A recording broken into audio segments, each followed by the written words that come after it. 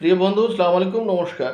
সংখ্যালঘুদের মধ্যে সংখ্যালঘু আছে যারা ভদ্র, যারা সম্ভ্রান্ত, যারা শিক্ষিত, যারা মার্জিত স্বভাবের এবং যারা উদার, সকল সংকীর্ণতার ঊর্ধ্বে দাঁড়িয়ে যারা জাতি ধর্ম নির্বিশেষের মানুষের প্রতি করুণা, দয়া, ভালোবাসা লেনদেন করে, সেই মানুষগুলো কিন্তু সংখ্যালঘু সমাজে বড় বেশি অসহায়।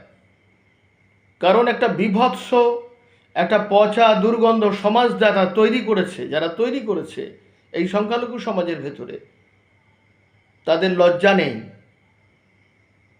দেখেননি ইউটিউবে একজন মূর্খ অশিক্ষিত মানুষ সে সংখ্যালঘু সমাজের কি করা উচিত আর কি করা উচিত নয় সেই নিয়ে বকবক করছে।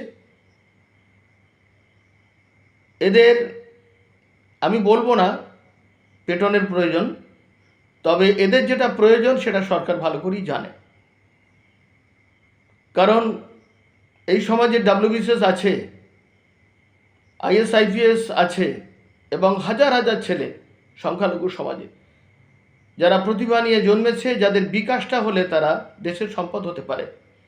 কিন্তু এই সমাজে বেশ কিছু বর্বর শ্রেণীর মানুষ আছে যারা ইউটিউবে রাত দিন 24টা ঘন্টা সরকার বিরোধী কথা বলছে, মহামান্য শুভেন্দু অধিকারী মহাশয়ের প্রতি শ্রদ্ধা জ্ঞাপন না করে বাজে কথা বলছে।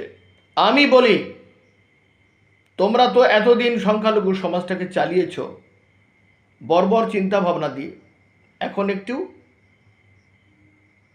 সংখ্যালঘু সমাজের মানুষদেরকে বাঁচতে দাও। শিক্ষার জগতে ফিরে এসো, সম্মানের জগতে ফিরে এসো। ওইসব ধর্মীয় গোঁড়ামো, ওই সমস্ত বদমাইশি বুদ্ধি আর মাদ্রাসা তৈরি করে অন্ধ মানুষ তৈরি করবে, এগুলো করে প্রজন্মের সন্তানদের জীবন বরবাদ করবে, এগুলো আর করো না। এগুলো খুব খারাপ।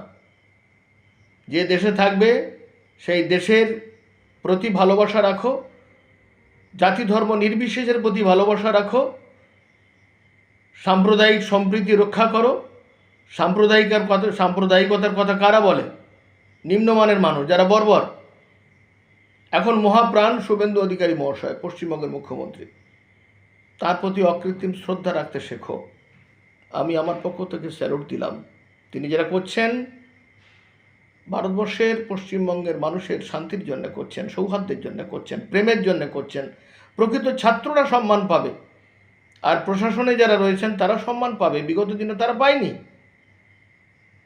ছাত্র সম্মান পাবে, মেধা সম্মান পাবে, আমরা মনে করি সেটা। কারণ যেভাবে চলছে